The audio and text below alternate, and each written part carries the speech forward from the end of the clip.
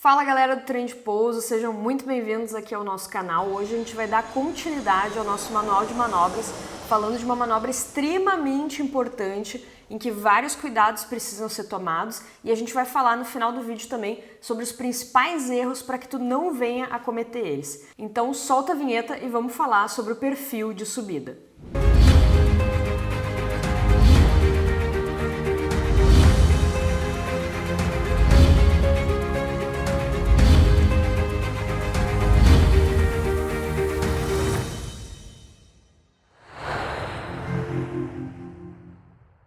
Então, para quem não me conhece ainda, meu nome é Karen, eu sou instrutora aqui no Portal Aeronáutico Trem de Pouso, piloto comercial e atualmente voo na linha aérea. E hoje a gente vai falar especificamente, dando sequência ao nosso manual de manobras, do perfil de subida. Basicamente, o objetivo da subida é ganhar altura e livrar obstáculos. Então, basicamente, a nossa subida tem esse objetivo. Mas, para que isso seja feito de forma correta, de forma segura, existem alguns pontos que a gente precisa pontuar aqui. Vocês já devem ter assistido o vídeo do professor Adriano, que ele fala da decolagem. Então ele narra ali todos os principais pontos, o que precisa ser feito até a rotação da aeronave, até o momento que tira a aeronave do solo, a nossa conhecida, famosa VR, velocidade de rotação. Então, no momento que tu tira a aeronave do solo, você já começou a sua decolagem e agora a gente vai para a fase de subida. Então, nessa fase de subida, existem uma série de critérios e pontos a serem estabelecidos. O primeiro que eu gostaria de destacar aqui é o nosso briefing. Então, quando lá na decolagem, antes de ingressar na pista, vocês fizeram o briefing de decolagem, vocês falaram algumas velocidades. Então vamos supor aqui, claro que essas velocidades elas são definidas pelo fabricante da aeronave, são recomendadas, mas aqui a gente vai fazer de uma forma hipotética só para ilustrar essas velocidades e o que isso vai significar durante o nosso perfil de subida. Então, imaginando aí, que a gente vai rodar a aeronave com 60, ou seja, tirar a aeronave do solo com 60, subir com 70, e após 400 pés acelerar para 80. Então, olha só, no nosso briefing de decolagem a gente falou 3 velocidades, 60, 70 e 80. 60 vocês já viram lá com o professor Adriano, durante a decolagem. Velocidade que a gente roda a aeronave, uma velocidade segura, acima da velocidade de stall, para que a gente não tenha problemas de perda de sustentação. E aí a gente começa a subir com 70. Então, olha só que interessante. A gente rodou com 60 e vai subir com 70. Na aeronave de pequeno porte, o que configura a velocidade nada mais é do que o pitch da aeronave, a atitude da aeronave. Então, vocês viram lá na decolagem que a gente aplica o motor a pleno, a potência máxima, para que a aeronave comece a desenvolver velocidade, ela chega na VR, a gente decola. Isso aí já está tranquilo, vocês já devem ter assistido lá o vídeo do professor Adriano.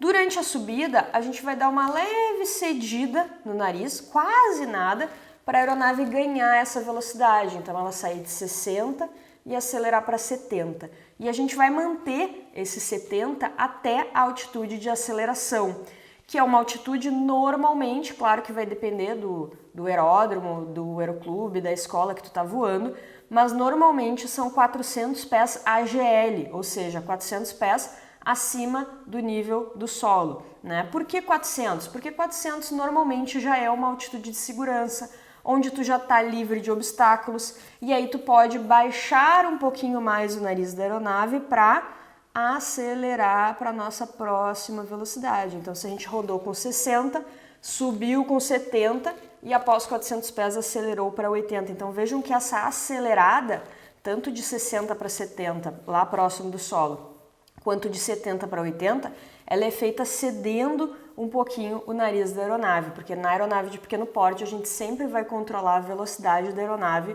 no manche, na atitude, tá? Então é muito importante que vocês tenham isso bastante claro, porque tem muita gente que acha que a potência do motor é que define a velocidade, mas quando a gente fala de avião de baixa performance, não. A gente está sempre se referindo ao pitch da nossa aeronave, ok?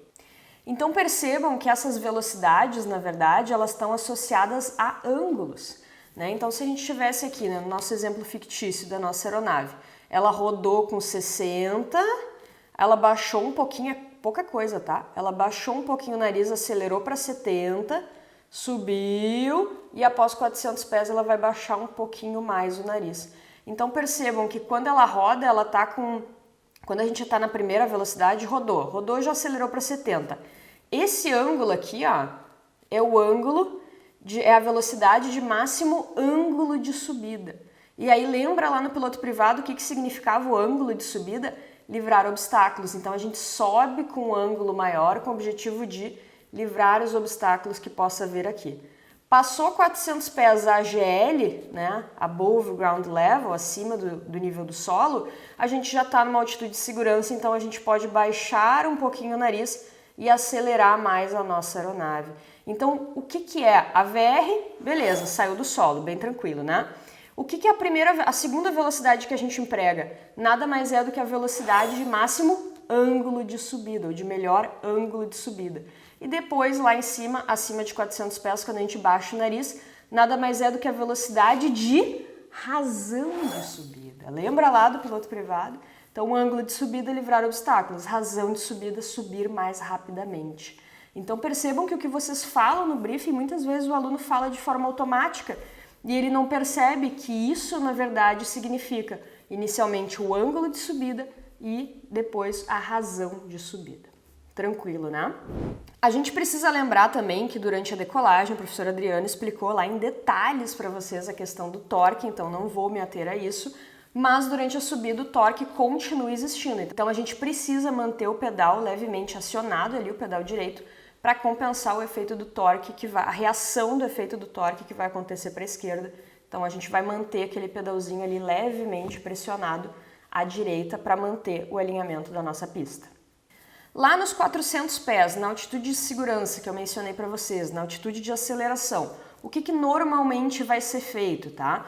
Normalmente isso vai depender um pouco da instituição que vocês estão voando, do SOP, né? Do que aquela instituição preconiza nessa altitude de aceleração, mas basicamente vai se desligar a bomba e farol, vai se recolher o flap, né? Vai limpar a aeronave para ela conseguir acelerar mais e vai se ajustar a potência para a potência máxima contínua. Então lembra que quando a gente decola com potência máxima, que é aquela potência que excede o projeto da aeronave e que só pode ser mantida por 5 minutos. Então, quando a gente atinge 400 pés, a gente reduz ela para subir com uma potência um pouco menor dentro do nosso projeto, potência máxima contínua. Bem tranquilo também, né? Então, lembrando lá das questões do piloto privado, porém vocês veem como isso é extremamente aplicado à parte prática. Por isso que eu sempre menciono, né, que não existe teoria e prática. Na verdade, a teoria e a prática são uma coisa só, né? Não tem como tu ter um bom desempenho lá na parte prática se tu não tem um bom embasamento teórico. Para fazer essa subida também de forma correta e de forma bastante coordenada, existem 4 pontos que a gente vai ter que atentar. O primeiro deles é a atitude da aeronave. Então, como eu mencionei antes, a velocidade está extremamente ligada no avião de baixa performance à atitude da aeronave. Claro que aqui eu tenho um Concorde, né? Não é uma aeronave de baixa performance, mas é para fins de ilustração, tá? Fiquem tranquilos em relação a isso. Mas, basicamente, o que a gente tem? A gente vai rodar e vai começar a subir. Então, essa velocidade é empregada de acordo com a angulação que a gente coloca aqui, né? Então, estejam muito atentos que o pitch da aeronave, a atitude da aeronave, né, que é formada pelo eixo longitudinal e pela linha do horizonte, ela está extremamente ligada à velocidade da aeronave. Então, esse é o primeiro ponto que a gente tem que atentar. O segundo ponto é pegar referências laterais, porque como a tua aeronave ela vai estar subindo, né, o nariz dela vai estar muito para cima, tu não vai enxergar muito bem para frente. Então a gente pega referências laterais para saber se a aeronave está saindo retinho ali na pista, como deve ser feito. Durante a subida também, tu já pode ajustar o compensador, né, para minimizar a força que tu vai fazer no manche, né? Então já vai fazer aquele ajuste fino ali no compensador para fazer uma pilotagem mais suave. E o quarto ponto, porém não menos importante, é manter as asas niveladas, né? Então pode acontecer também se perder a referência lateral, a aeronave começar a curvar levemente e perder o alinhamento da pista, né? Então é importante manter as asas niveladas e a gente observa isso através da nossa bolinha, né? Do Turn Indicator ou do Turn Coordinator, dependendo do recurso que vai ter aí no teu painel. Outras observações importantes em relação à nossa subida. As curvas, quando necessário, elas devem ser feitas com pequena inclinação, porque a aeronave já está com um ângulo bastante elevado. A velocidade de subida, ela deve ser pelo menos 1,2 vezes maior do que a velocidade de stall. Não queremos nos aproximar da velocidade de stall, porque a gente sabe que a velocidade stall é a velocidade mínima que a aeronave consegue manter o voo nivelado. Então, qualquer valor menor do que esse, ou seja, ângulo maior do que isso, a gente sabe que a aeronave vai perder a sustentação e vai ficar bastante comprometido esse voo. Variações aceitáveis, tá? Durante a subida. Mais ou menos 5 milhas por hora, ou seja, a velocidade variar para mais ou para menos, ou seja, a angulação do nariz pode variar um pouquinho, que represente mais ou menos 5 milhas por hora, e mais ou menos 5 graus da nossa proa ali, né? Então isso pode acontecer, são tolerâncias, né, que existem dentro da pilotagem da aeronave. Para quem é um pouco mais curioso em relação a isso, existem 2 regulamentos que eu acho muito legal de vocês pesquisarem para vocês entenderem aonde que a gente acha esses critérios, essas tolerâncias e principalmente em relação ao voo de cheque.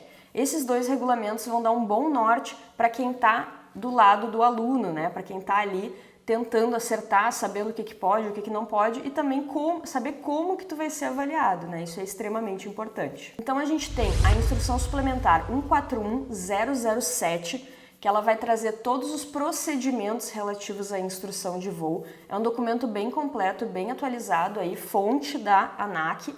Documento bem bacana, legal de vocês colocarem no Google lá, vai acessar o site da ANAC, vai baixar o documento e vocês conseguem ver todos os critérios do programa de curso de vocês, o que é previsto, o que não é previsto, como é previsto. Então, um regulamento bem legal do aluno aí se aprofundar nesse assunto.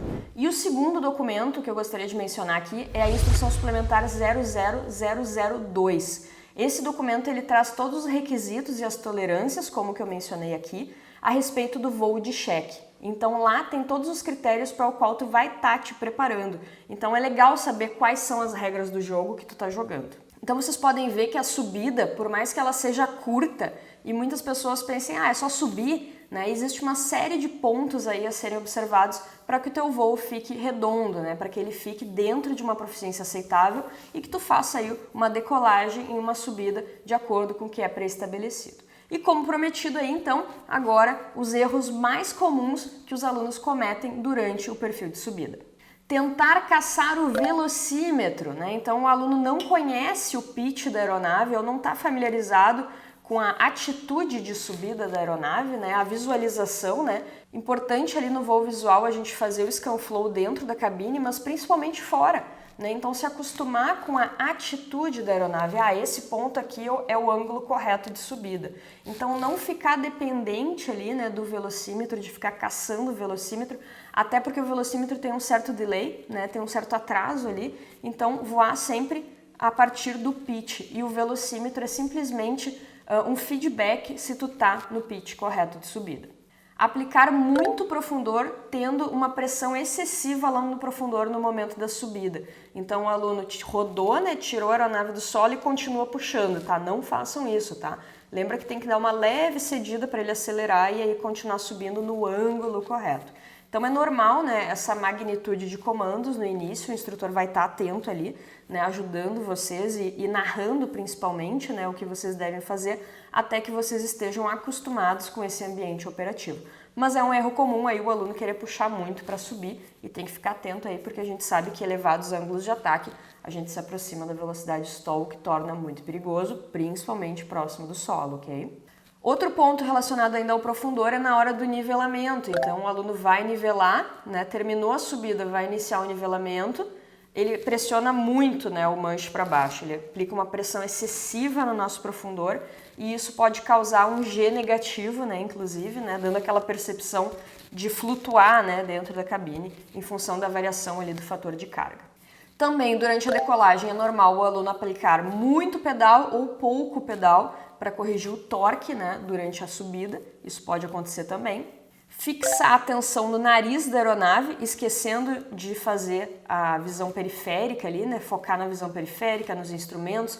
Então o scan flow do voo visual ele tem que incluir, né? Ele tem que incluir o nariz, a tua visão periférica, o painel. Então quanto mais rápido tu tiver essa percepção das coisas, né? E também o teu corpo se acostumar com a atitude, essa é a magnitude de comando que eu rodo, essa é a atitude de subida que eu coloco.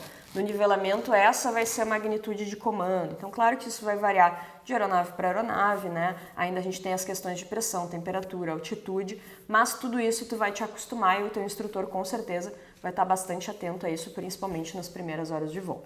E também a manutenção do pitch de subida, né? Então é normal o aluno colocar no pitch de subida e esse pitch ficar oscilando durante a nossa subida, resultando num perfil não tão correto assim de subida. Então vejam que todos esses são erros normais, erros que acontecem. A gente sabe que o treinamento do piloto ele é baseado em tentativa e erro, então vocês vão errar sim, vocês vão melhorar, a cada voo a performance tende a melhorar, algumas vezes o voo não vai sair tão bom, no outro dia vai sair um pouco melhor, né? Então esses foram os apontamentos aí em relação ao perfil de subida. Se tu tem interesse na formação, não sabe muito bem por onde começar, não sabe o passo a passo ou já está na parte mais avançada, entra no nosso site aqui, conhece o nosso trabalho. O Treino de Pouso está aí para te ajudar em todas as etapas da tua formação.